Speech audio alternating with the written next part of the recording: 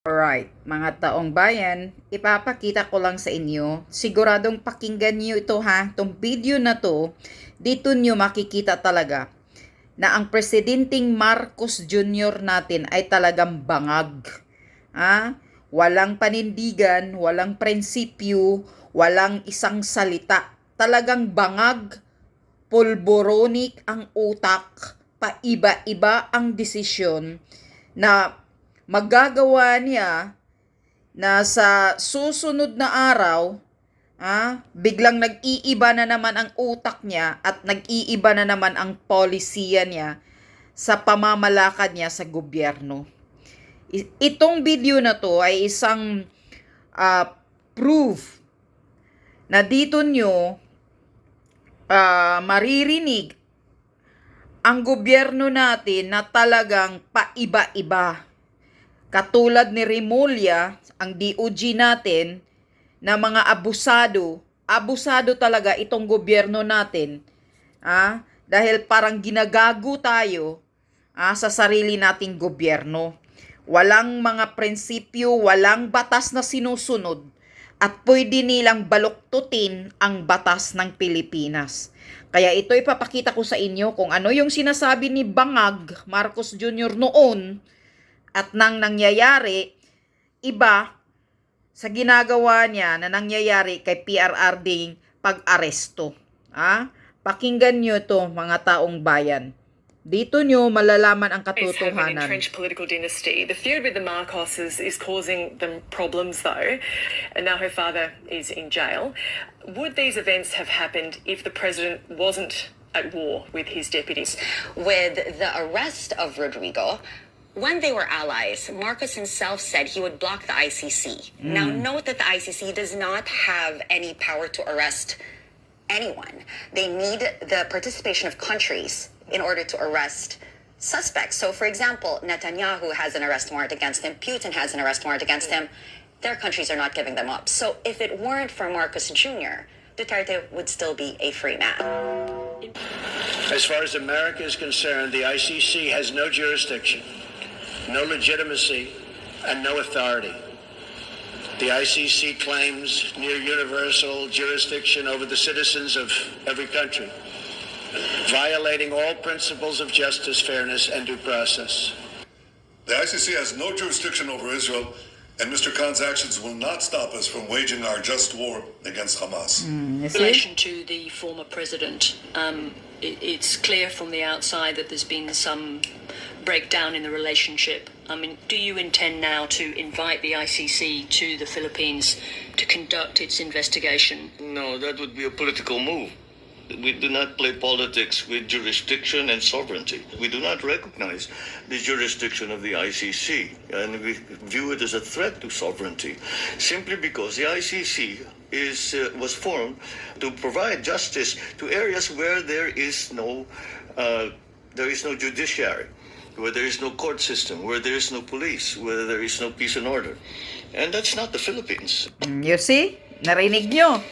Yan ang statement niya doon Narinig nyo ang sinasabi ni Bangag. Nang in-interview siya, ayaw niya talaga papasukin ang ICC. Police, where there is no peace and order. And that's not the Philippines. You see? The plane carrying see, iba na. President Biglaan. Rodrigo Roa Duterte. Planado. 03 p.m. this evening. Planado sa mga hinayupak talaga. Ngayon, booking na lahat sila. The plane is en route to The Hague in the Netherlands, allowing the former president to face charges of crimes against humanity in relation to his bloody war on drugs. The former president was earlier placed in government custody at Villamor Air Base after his common-law wife, Hanilet Avancenia, and members of his entourage arrived at 9:20 this morning from Hong Kong on Cathay Pacific flight number CX-907. Mr. Duterte was arrested in compliance with our commitments to Interpol. Interpol, Hours before his Ano arrival, lang nyo, ginagamit nyo lang ang Interpol. Ngayon, booking na kayo. Official copy of the ICC warrant. Walang ICC warrant. Huwag kang magsinungaling budol. Justice to serve the warrant. Budol ka talaga. Interpol asked for help and we obliged because we have Talagang commitments to the napakatanga mo. Interpol, which we have to fulfill. Napaka-uto-uto mong If we presidente. don't do that, they will not. Gago They ka. will no longer help us with other cases involving Filipino fugitives abroad. This is what the international community expects of us as the leader of a democratic country that is part of the community of nations. The arrest, the arrest that we did today was in compliance with our commitments to Interpol. Interpol It just so happened Booking na that kayo. came from ICC. Mismo si Senator But it's not Amy, because it kapatid came mo, from ICC. binuking It's ka. because it came from Interpol. Ito ang kauna-unahang yan. pagkakataon na ang warrant of arrest was honored by a member state. Samantalang diffusion pa lang to. Wala pang compliance You see? review, wala pang ibinibigay sa secretariat ng Interpol, walang task force yung Interpol at walang kaalam-alam yung commissioner ng Interpol. Ang sabi nga ng Interpol, si Presidente Duterte ay hindi wanted ng Interpol. Wanted Booking. daw siya ng ICC. Pinadala lang daw sa kanila. As a matter of fact, under Article 97, Section 4 of Interpol's own rules on the processing of data, it is very clear that there are so many requirements before any action can be taken. I don't want you to make a judgment sa Interpol, no? If any foreign entity, no, comes to us and asks for an arrest, is it non-cooperation with them if we say may provisional arrest, we have him in custody, but a Philippine judge has to decide whether or not we can turn him over to you? If I may, Your Honor, international conventions actually respect compliance with the domestic laws. Even the Rome Statute, in the cooperation, the requirement is application of the laws of the country, of the custodial state. So it's up to the custodial state how to comply. There is no issue that we should comply with all these international obligations. That's not the dispute. The dispute is how to comply. And the manner of compliance is governed primarily, of course, by the Constitution, the highest law of the land. And that's precisely why the diffusion notice stated provisional arrest or extradition, because so this is the parallelism of what I want to make. If the ICC knows na pwedeng provisional arrest or pwedeng extradition, they give it sa Interpol, hindi naman magagalit ang Interpol kung nagbigay silang red notice at ang sagot mo sa Interpol, we have him under custody but we cannot release him to you unless a Philippine court so orders or unless we give him enough time to seek legal remedy. Because of course, if the person doesn't seek legal remedy, para na rin niyang sinurrender. But when it comes to them going into the country, kung gusto nila pumasok dito upang manghuhuli at magpasagawa ng warrant na Yan statement ni Remulla noon yan 2024. Kailangan ho itong dumaan sa ating court system. Ito po Tingnan nyo, kailangan galing. ng isang action to enforce a warrant, action to enforce a judgment. Kailangan po dumaan yan sa ating court system. Kaya hindi ho namin pakikialaman kasi yan po trabaho ng Interpol kung talagang gusto nilang habulin yung tao na nasasaktal. Yung sabihin natin, nag-issue po na warrant of arrest ng ICC, gusto mo enforce ng Interpol dito, pero para ho ito ay matuloy at hindi ho magkaroon ng kasuhan, kinakailangan pumunta muna sila sa korte natin. There's some things that the Supreme Court would be looking at if what was alleged in the crime would have happened if we were still members of the ICC. That is one of the things that can be of importance to the courts when they do enforce a warrant, or if they will actually allow a warrant to be served in our country from an international tribunal. See? Salita yan ni DOJ Remulla noon na kailangan pag hinuli kahit pa may Interpol na red notice, kailangan ipadaan sa korte natin. From an international tribunal. Ayun. Napakaliwanag at napakaganda ng paliwanag ni Secretary Boying na sa ICC man yan, Interpol man yan, dadaan yan sa Korteng Pilipino. Mama na yan eh. Now, gustong lumusot.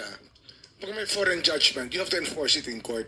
However, ito Gustong lumusot ni Remulla dahil na booking. Section 17 ng Republic Act 9851. 9851. Pwede ko basahin, ma'am?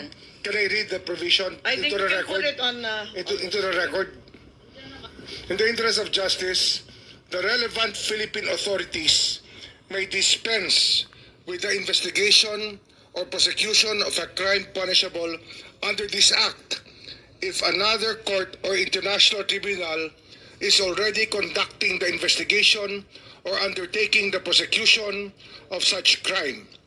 Instead, the authorities may surrender or extradite suspected or accused persons in the Philippines to the appropriate international court, if any, or to another state pursuant to the applicable extradition laws and treaties.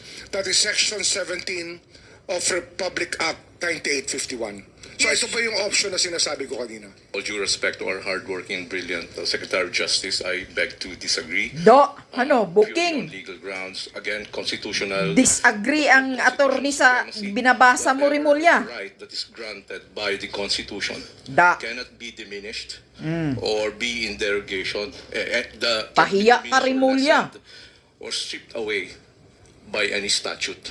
So if the Constitution guarantees that if a person is to be expelled from the Philippine territory by whatever means, a lawful order of the court is required. That grant grant of the Constitution, that protection of the Constitution cannot be lessened by any statute. So that in that case, 9851. So we have to interpret 9851 in accordance with the broad protection of the Constitution, which means that if you will surrender without judicial proceedings, that would be a violation. So there will be only a very narrow instance, there will be limited instances when surrender can be valid without judicial process. Surrender without judicial proceedings might amount to a violation of the liberty of abode that is guaranteed by Section 6 of the Bill of Rights. Pahiya ka, The liberty of Rimulya. abode cannot be impaired without a lawful order of the court. That's the text of the Constitution. Now, this Supalpal, si constitutional Buying. protection is a barrier for any government action that would simply compel an individual to change his residence. So to compel a person, to expel a person from his country of residence without a lawful court order by excluding the judicial process might amount to a violation And of the liberty illegal. of abode.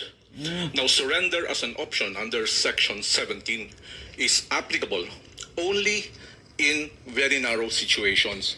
One is when the person to be arrested has already voluntarily surrendered to the custody of the national government, in which case that negates the necessity of the extradition process.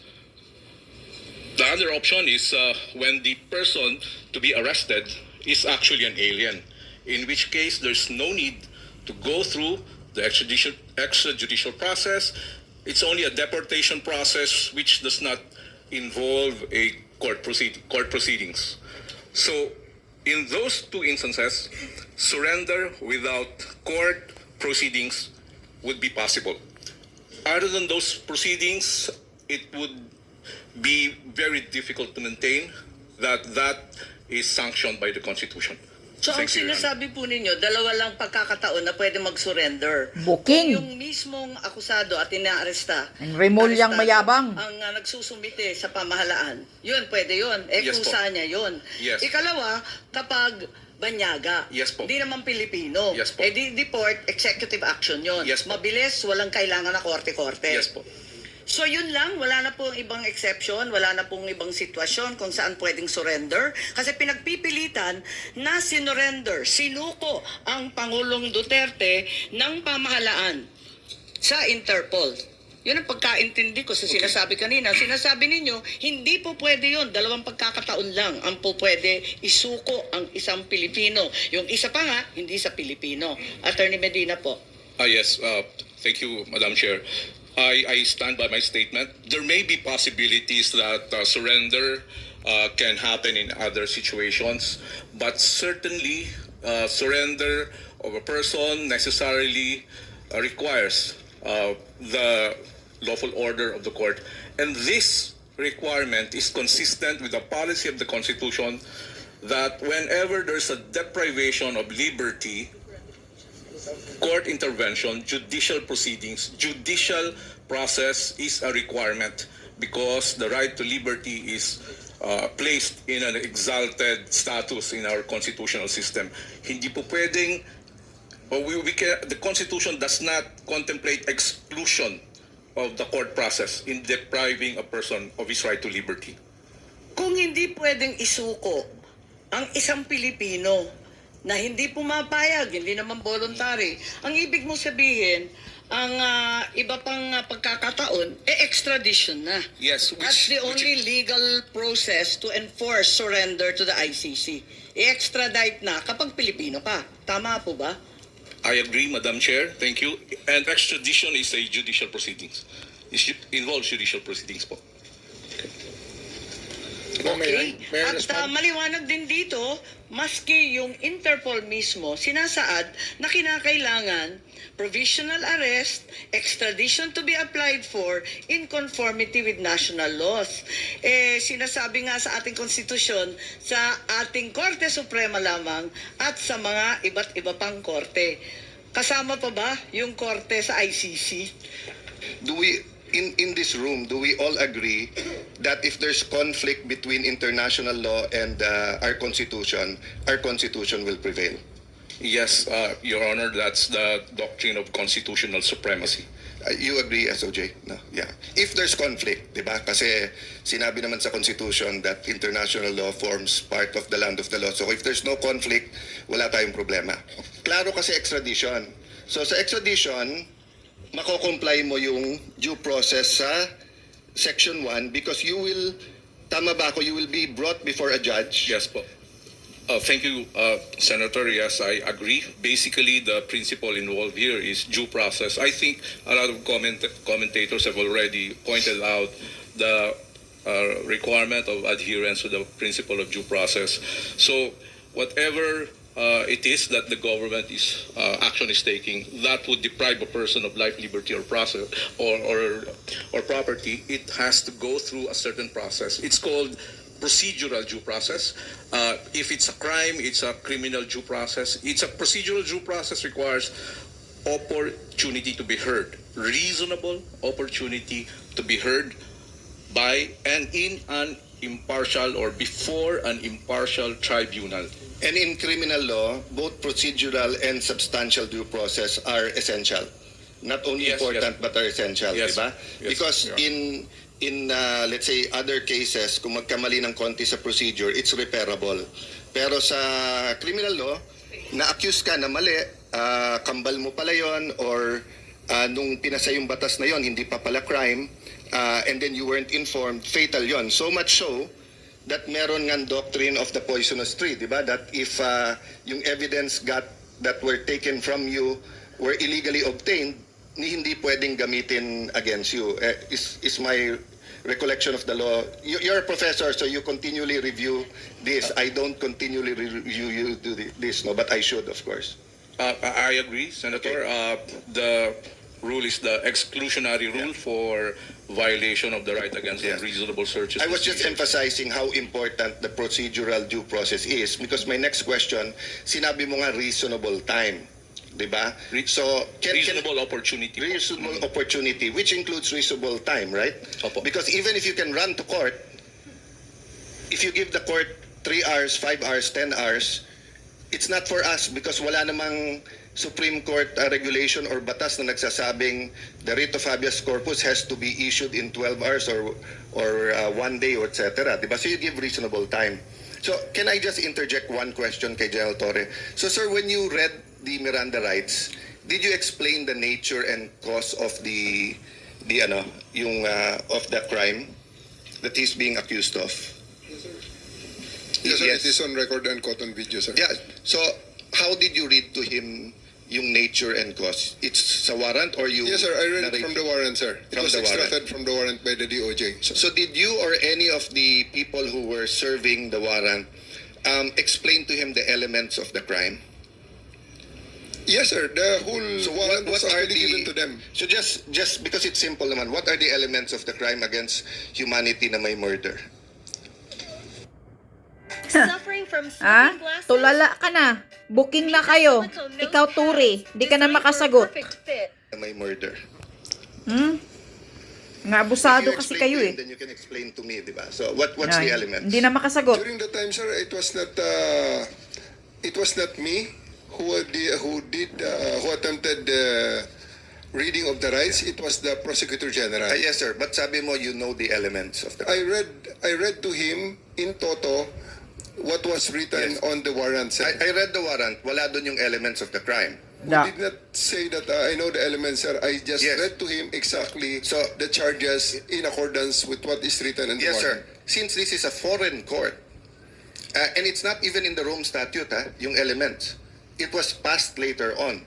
So ang point ko, was the accused, in this case former president, aware of what he was being accused of? So I'll stop there, sir. Factual lang naman, and I take your answer that it was the warrant was there, it was read to him, and there are different... I won't go to them now. I'm just making the point that even if you serve the warrant, kung hindi niya alam at hindi alam ng lawyer niya, how do you expect him to run to court to get legal remedy? So, going back, Attorney Alexis, sir, so is the ability to seek legal remedy part of due process? Meaning, if you deny me, if you're accusing me of something, my warrant of arrest, and you don't allow me to go to Philippine courts, is that denying you due process? Absolutely, Your Honor. Without casting any aspersion on the character or competence of the officials involved. Yeah, I'm asking In a the- general question. I think the question SOJ that naman is posed, yes. listening and they will answer. So, going back to surrender, pero hindi siya binigyan ng enough time or enough opportunity before a Philippine judge, aren't we denying him due process? Because pagdating dun sa foreign court, as SOJ said correctly, and I agree with him, iba language, iba procedure, and everything. So isn't a Filipino citizen, doesn't he have the right under the Constitution to be judged first by Philippine law before he's brought out to a foreign country or to an international tribunal to face what their interpretation of the law is? If I may answer, Yes. Your Honor, if you look at the consistent policy of the Constitution, when there is a deprivation of liberty, the consistent policy of the Constitution is to involve the judiciary. The exclusion, complete exclusion of the judiciary in the deprivation of liberty of any citizen is anathema to the principles of the Constitution. And you can see that in the different provisions of the Constitution. You can see that in the requirements for the warrant of arrest, due process, liberty of abode, criminal proceeding, criminal due process, even in the So, yan lang ipapakita ko. So, now, Tori, yan ang ibig sabihin. Booking na kayo, wala kayong panindigan. Talaga itong gobyernong ito ay talagang malaking manluloko, manggagago sa mga Pilipino. Kahit si PRRD na dating presidente, isang abogado, nagawa pa nilang lukuhin. Nang dahil sa kaabusado ng Turi na to, hindi talaga binigyan si PRRD ng due process. So kaya ang tinatawag dyan, it's kidnapping. Kinikidnap talaga nila, walang due process. Wala naman palang raid notice na galing sa Interpol. Diffusion lang pala. Meaning ang diffusion is a request pa lang pala yun. Hindi pala yun talaga na sa pilitan na hulihin si PRRD.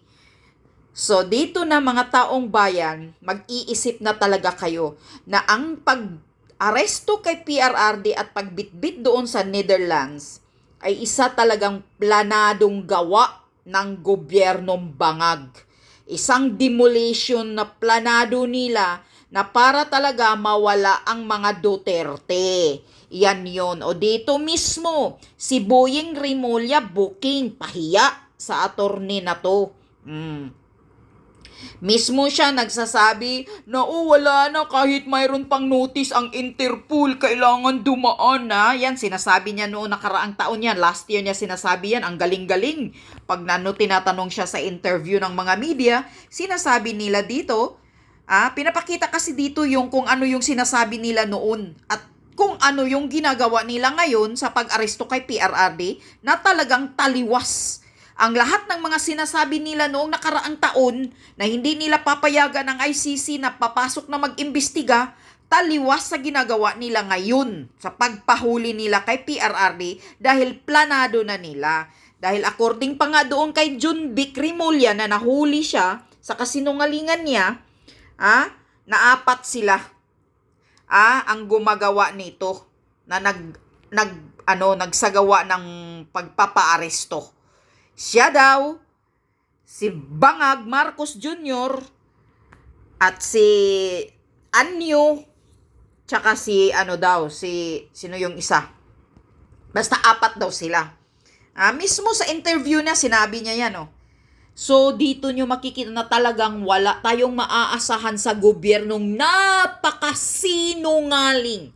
Pathetical liar ang gobyernong ito, lalo na si Marcos Jr. Hindi ka makaasa sa bangag talagang polboronic na utak, walang matino na kaisipan, ngayon iba ang sinasabi, bukas iba ang ginagawa. Talagang makikita nyo dito kung gaano kabangag ang utak ni Marcos Jr. Itong gobyernong bangag na to, pati si Rimulya, parang bangag na rin nata Iba ang sinasabi, iba ang ginagawa. Kaya nang nabuking na ni Senator Amy, gusto nang lumusot. Mismo binuking siya ng attorney na to, si Attorney Alexis. I bit to disagree. Ikaw, Rimulya, mag-aral ka, mag-study ka ng batas, tang ina ninyo. Mga wala kayong alam ng batas. Mga power tripper lang yung mga ginagawa ninyo.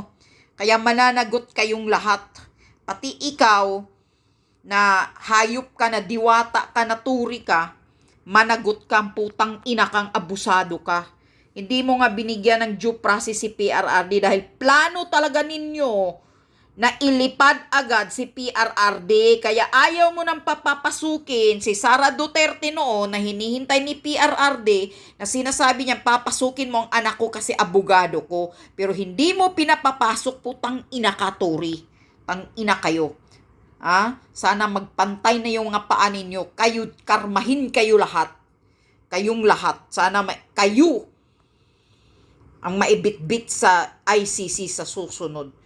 Kaya kayong mga lawyer ni PRRD, huwag niyong palampasin ito.